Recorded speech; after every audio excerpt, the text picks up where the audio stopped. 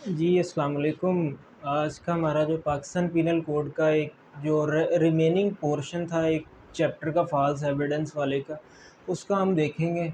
ठीक है, वो है क्या? उसका नाम है जी हार्बोरिंग ऑफेंडर।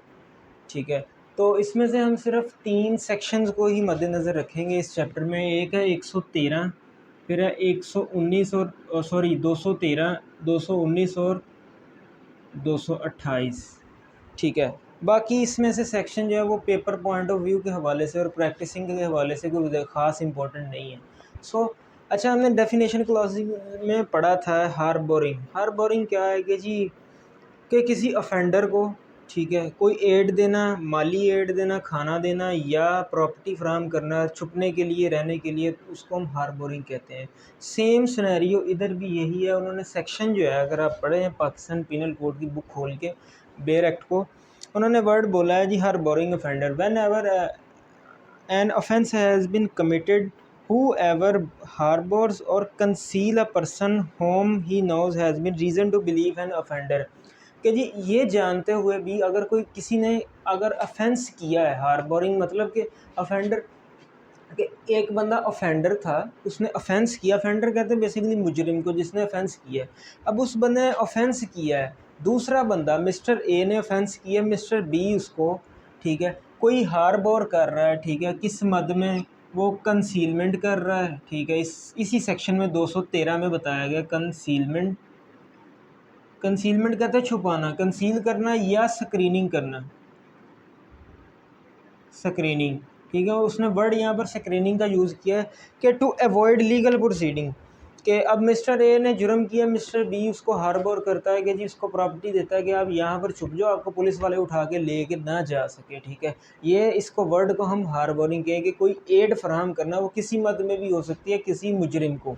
सो उन्होंने कहा जी कि अगर कोई एक बंदे ने जुर्म किया, दूसरे बंदे ने उसको क्या किया जी, छुपा लिया है, ठीक है, कंसीलमेंट कर लिया, कोई एड फ्राहम कर दी, हार्बोर कर दिया, तो ऐसे बंदे के ख़िलाफ़ कौन सी पनिशमेंट है? उन्होंने यहाँ पर 2 सिनेरियो बता दिए हैं बना के इस बंदे के लिए, हार्बोरिंग ऑफेंडर्स के लिए। अगर कोई बंदा एड करता है, हार्बोरिंग करता है, पहला सिनेरियो बताया गया जी कैपिटल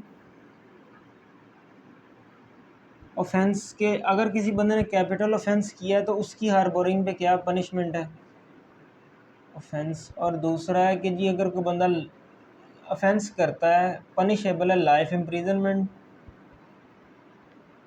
या दूसरा सिनेरियो कि जी वो पनिशेबल है imprisonment of 10 year, of 10 year. इसी इसी का जो दूसरा पैराग्राफ है, 10 ईयर्स तक।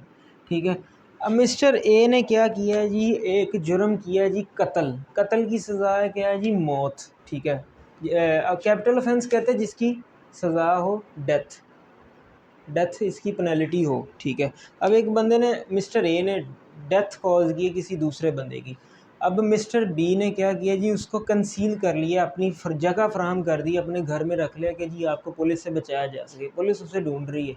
अब मिस्टर बी ने क्या किया जी, ऐसे ऑफेंस में उसकी हार्बोरिंग की है जिसमें जिसकी जो सज़ा थी वो सज़ाए मौत थी। तो अब जो मिस्टर बी होगा वो पनिशेबल होगा विद, इसी सेक्शन में उन्होंने पनिशमेंट में 5 ईयर तक उसकी इम्प्रिजनमेंट होगी। ठीक है, और फाइन होगा। ये दो चीज़ें ये इकट्ठी भी हो सकती हैं। इसी तरह दूसरे सिनेरियो में उन्होंने बताया कि जी अगर कोई बंदा, मिस्टर ए ने ऑफेंस कर दिया कि जी जिसकी सज़ा 10 साल तक है या लाइफ इम्प्रिजनमेंट है। ठीक है, अब मिस्टर बी उसको हार्बोर कर रहा है, एड कर रहा है कि जी आओ मेरे पास छुप जाओ, आगे आपको पुलिस से बचा लिया जाएगा। तो ऐसे बंदे के लिए उन्होंने सज़ा जो रखी है 3 ईयर तक रखी है। ठीक है, और साथ फ़ाइन है। ठीक है, और ये दोनों सज़ाएँ इकट्ठी भी हो सकती हैं। सो ये थी हमारी सेक्शन 213। ठीक है, 213 सेक्शन, इसमें उन्होंने ये बताया गया।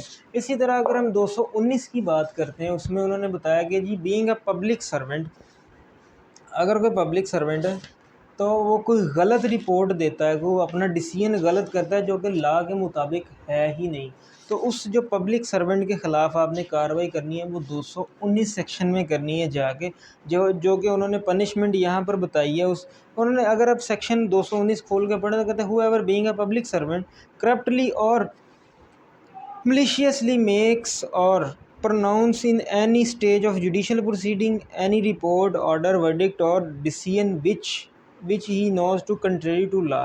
मिस्टर जज साहब बैठे हैं जी, जज साहब ने क्या है जी, खिलाफ कानून जाके जिसे कहते सज़ा दे दी है, ठीक है।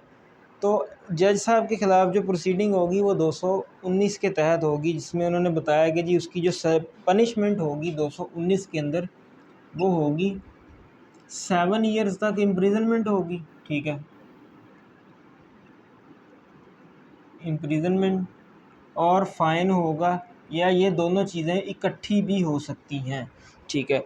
अब आपको मोस्टली पीपीसी में इसी तरह की पनिशमेंट मिलेगी जिसमें इम्प्रिजनमेंट और फ़ाइन इकट्ठा होता है। सो लास्ट सेक्शन इस चैप्टर की जो हम जा रहे हैं 228 में, ये आपको आलमोस्ट हर तकरीबन किसी दूसरे लॉ में भी मिलेगी, लाइक लैंड रेवेन्यू था, ठीक है, उसमें भी हमने इसको देखा था। सेक्शन 28 या गालबन 29 में आप देखेंगे, ठीक है, इंक्वायरी के नाम से एक सेक्शन है।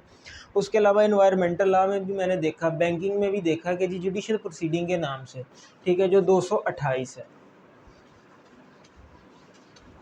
228 में उन्होंने क्या बताया है जी कि इंसल्टिंग या interruption in any stage into judicial proceeding, कि जी उन्होंने बताया कि इंटेंशनली इंसल्ट करना, पहले अगर उसका पढ़े तो इंटेंशनल इंसल्ट और interruption to public servant sitting into judicial proceeding. कौन है जी, जज साहब बैठे हैं, मिस्टर बी जाता है जहाँ कहता है जी मैंने आपको फैसला नहीं करने देना, ठीक है, इंटरप्ट करता है उनकी प्रोसीडिंग को, जिसे कहते हैं डिस्टर्ब करता है, वो काम नहीं करने देता।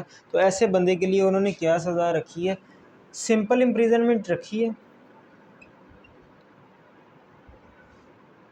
ठीक है, जो कि 6 मंथ तक हो सकती है, और साथ फ़ाइन है 3000 तक, ठीक है, या ये दोनों चीज़ें इकट्ठी भी हो सकती हैं। सो इस चैप्टर के जो दूसरा पोर्शन था फॉल्स एविडेंस वाले का, उसमें ये सिर्फ 3 ही हमें जिसे कहते हैं पढ़ाए गए थे, ठीक है, और यही ज़्यादा इस चैप्टर में इम्पोर्टेंट है, ठीक है, और पेपर पॉइंट ऑफ व्यू से भी टीचर आपको इन्हीं के बारे में पूछते हैं। सो इसके बारे में अगर आपका कोई क्वेश्चन हो तो आप कमेंट में पूछ लीजिए।